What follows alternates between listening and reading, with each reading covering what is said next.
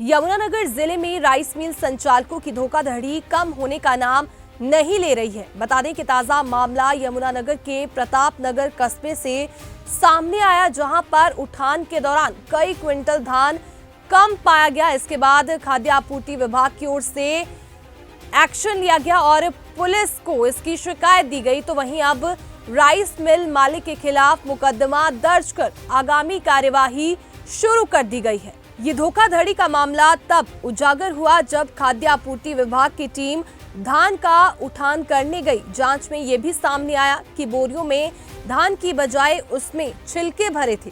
खाद्य आपूर्ति विभाग के इंस्पेक्टर सुखचैन की शिकायत पर प्रताप नगर थाने में इसकी शिकायत दी गई। इसके बाद प्रताप नगर थाने में राइस मिल संचालक के खिलाफ धोखाधड़ी का मुकदमा दर्ज किया गया है।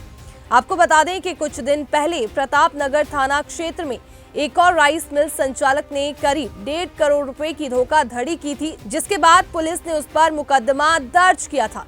अब एक और नए मामले में पुलिस ने पर्चा दर्ज किया है। बताया जा रहा है कि राइस मिल संचालक ने सरकार को करीब 65 लाख रुपए का चूना लगाया है। अब देखना होगा खाद्य आपूर्ति विभाग राइस मिल संचालक से नुकसान की भरपाई कर पाता है या नहीं। बता दें कि यमुनानगर जिले के प्रताप नगर कस्बे में धान उठान के दौरान 3615 क्विंटल धान कम पाया गया है। इसके बाद खाद्य आपूर्ति विभाग की शिकायत पर पुलिस ने एक्शन लिया और राइस मिल संचालक के खिलाफ मुकदमा दर्ज कर अब आगामी कार्यवाही शुरू कर दी है। साथ ही आपको बता दें कि मैसर्स राज लक्ष्मी राइस मिल के संचालक ने ये धोखाधड़ी की है, जिसमें अब पुलिस की ओर से आगामी कार्यवाही की जा रही है।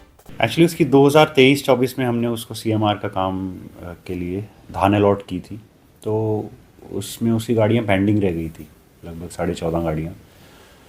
तो हमने पीवी कराई थी। पीवी में उस जो टीम बनाई थी उसमें माल तो पूरा मिला था अक्टूबर एंड में। तो उसके बाद हमने हेडक्वार्टर से परमिशन लेके ऑक्शन के लिए टेंडर कॉल कर लिए थे। फिर जिसको अलॉटमेंट हुई थी, जैसे उसने उठाया, 1 महीने का टाइम दिया था, 1 महीने में जो उसने एंड में उठाया तो एंड में उसने देखा कि कुछ बोरियों में छिलका था, केवल धान नहीं थी, और बोरियों के अंदर क्रेट्स छुपाए हुए थे। तो बाद में पता लगा कि धान पूरी नहीं थी, तो उस वाला दिखाया जा रहा था कि पैडी पूरी नहीं है। तो इस चीज़ के उसने उसे फिर हमने एफआईआर कराई है लास्ट वीक। लगभग जो हमने रिकवरी है, लगभग 65 लाख की रिकवरी बनती है उसे। ये बेसिकली सीएमआर की डिलीवरी देनी होती है, सीएमआर का चावल डिलीवर करना होता है, तो उसके वो पूरा नहीं कर पाया था 23-24 में।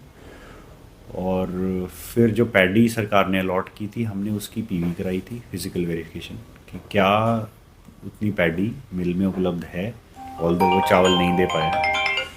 तो उसके बाद फिर अब जो पैडी जब पूरी उसने दिखाई थी, बट तो हमने टेंडर अलॉट कर दिए थे, बट बाद में जब वो उठान होते हुए तब पता लगा कि बीच में से क्रेट और छिलका भी निकला, कि पैडी नहीं थी पूरी, ऑल्दो थी पैडी बट पूरी नहीं थी।